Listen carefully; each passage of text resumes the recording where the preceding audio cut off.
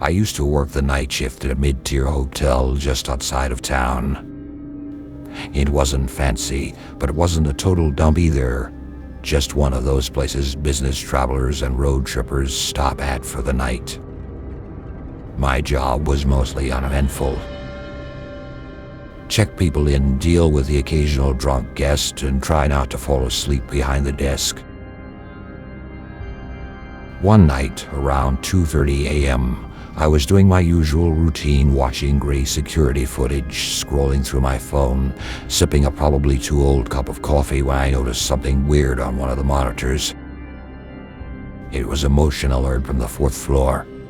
That caught my attention because we weren't supposed to have any guests up there. The hotel had recently renovated part of that floor, and we'd blocked it off for a few weeks. No one should have been there, yet the motion sensor was picking something up.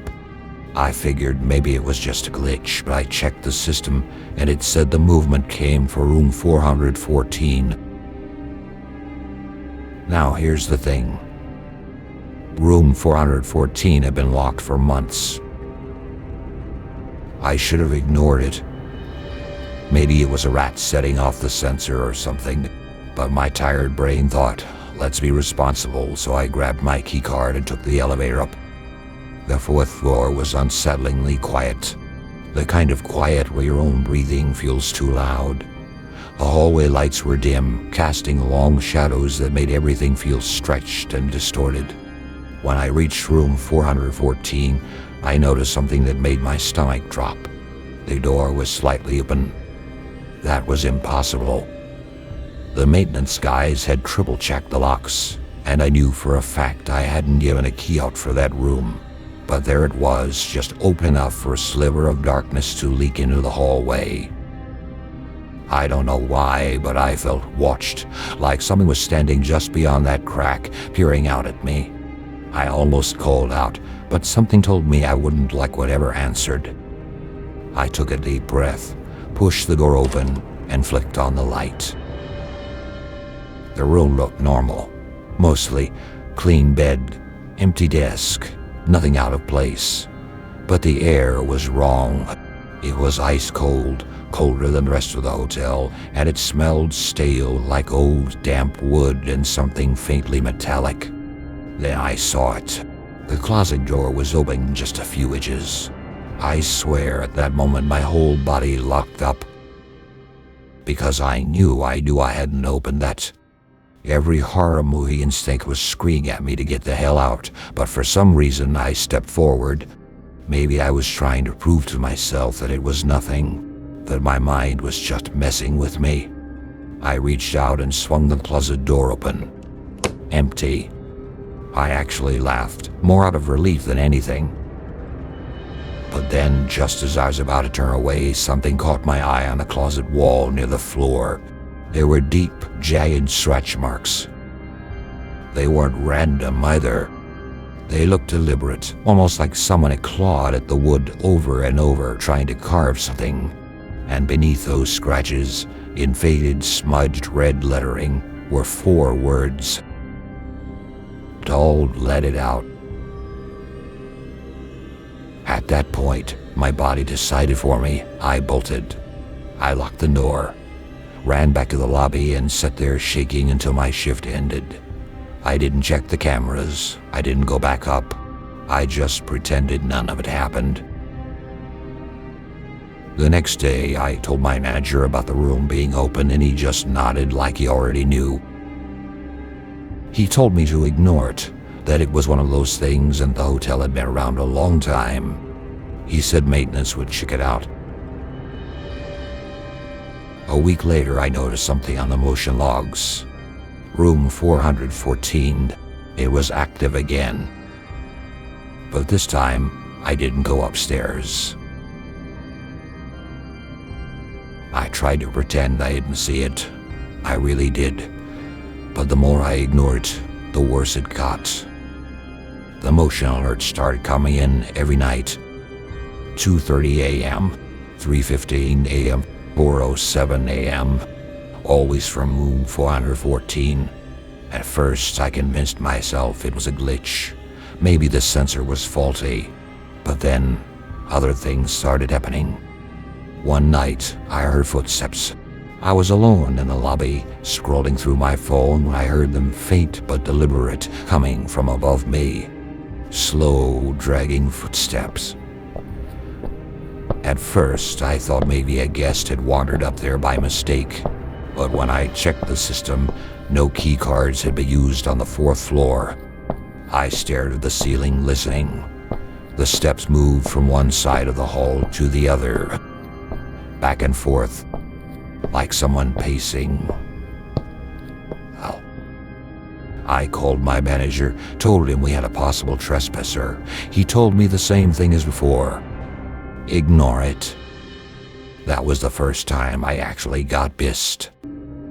Dude, what the hell does that mean? There's somebody up there. He just sighed. Trust me, if you go up there, you'll regret it. Just let it be. Let it be. Like I was supposed to be cool with the fact that something was walking around in an empty, locked-off floor. I wanted to be done with this job. I started looking for new ones, but I needed the paycheck, so I stuck it out. That was my mistake. Because a few nights later, I messed up. It was a quiet shift. No weird noises, no motion, almost too quiet. Around 3 a.m., I got up to grab a coffee from the back office. I was only gone for maybe 2 minutes. When I came back, the elevator doors were open. I stopped in my tracks. The elevators don't just open by themselves. You have to press a button, or they have to be called. I checked the panel, no one had requested it. But there it was, sitting open like something had just stepped out. Then I noticed something else. The button for the 4th floor was lit up. I felt this horrible sinking feeling in my gut. I knew what it meant. The elevator had just come down from 414, and I had left the front desk wide open. I turned my head so slowly it felt like I was moving underwater. The lobby was empty, but something was wrong. The air felt thick, like I was standing in a room with no oxygen. The light seemed dimmer than before. I could hear my own pulse hammering in my ears. I wasn't alone. Then the smell hit me. That same stale metallic scent from 414, it was here. I didn't move. I barely even breathed. My instincts screamed at me not to look too hard, not to focus on the shadows in the corners of the lobby, because what if something was looking back? I reached for the phone to call my manager. That's when I heard it, a whisper, right behind me. You let it out. I don't remember turning around. I don't remember grabbing my bag. All I remember is running out of that hotel so fast I nearly tripped over myself. I sat in my car until sunrise, shaking, staring at the lobby doors, waiting to see something step outside. Nothing ever did. I quit the next day. Didn't give notice. Didn't even go back inside. Just called the manager and told him I wasn't coming back. He didn't sound surprised. I understand, was all he said. I don't know what's going on in that hotel, and I don't want to know. But sometimes, late at night, I think about that whisper so close to my ear, so sure of itself, and I wonder if I let it out, where did it go?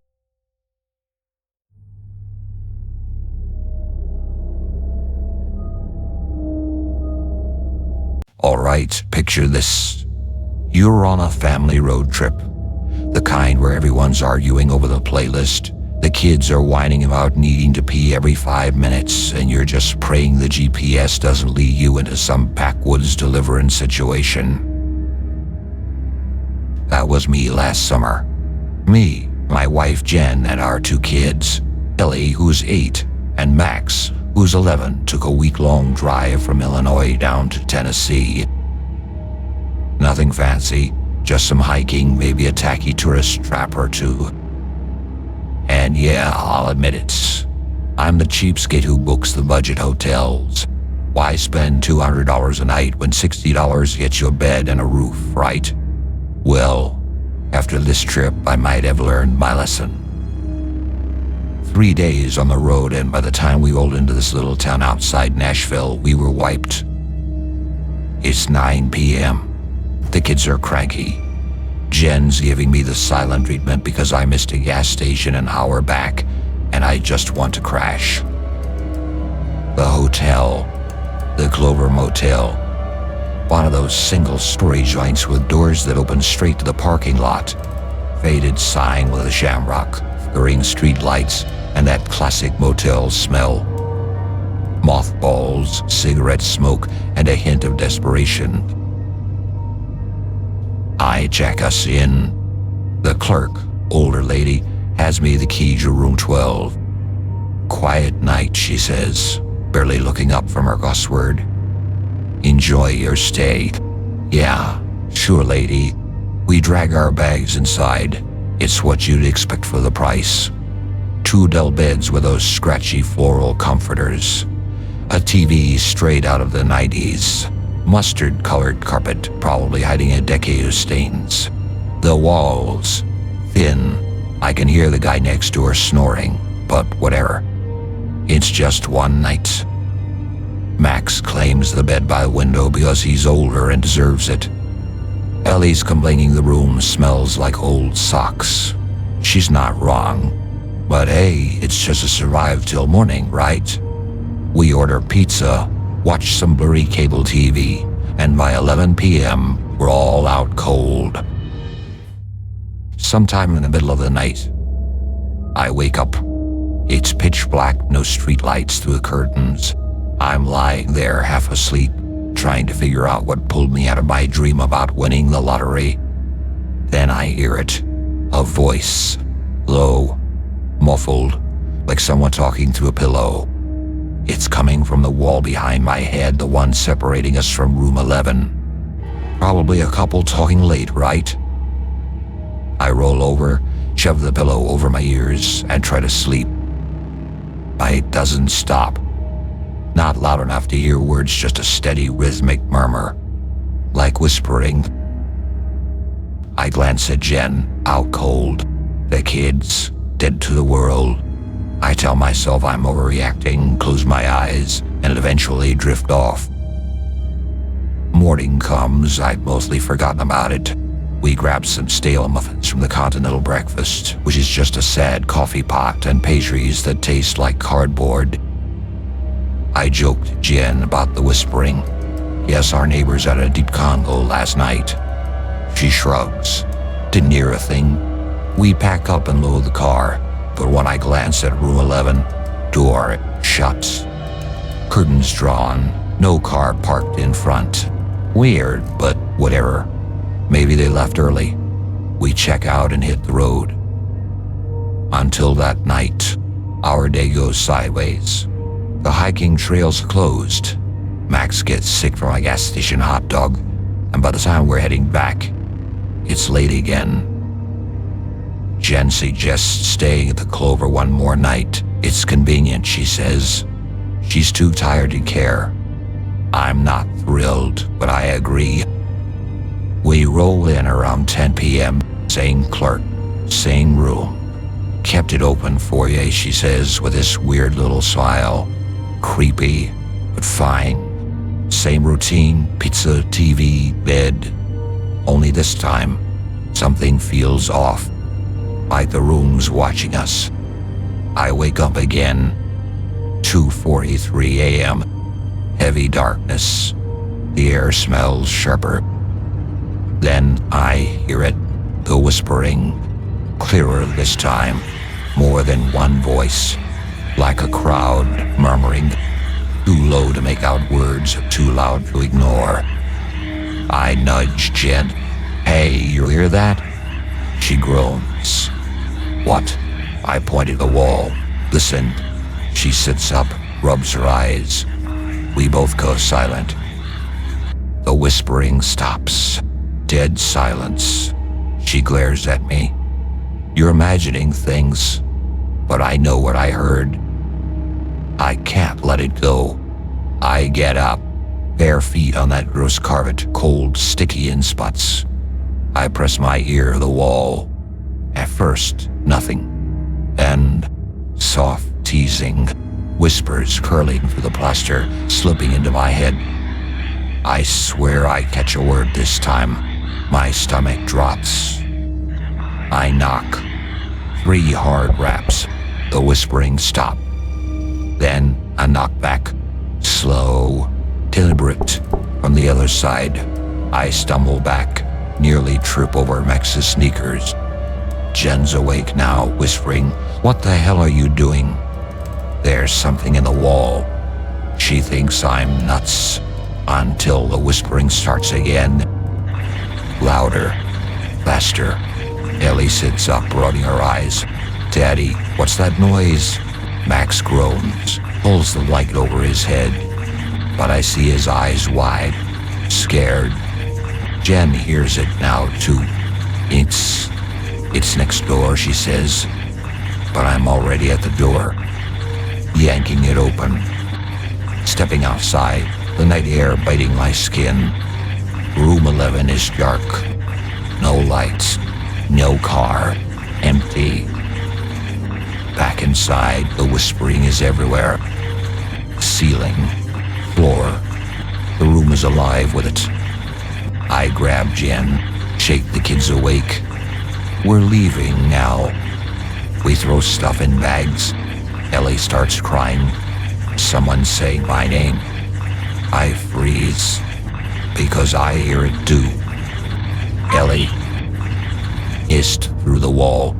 We bolt.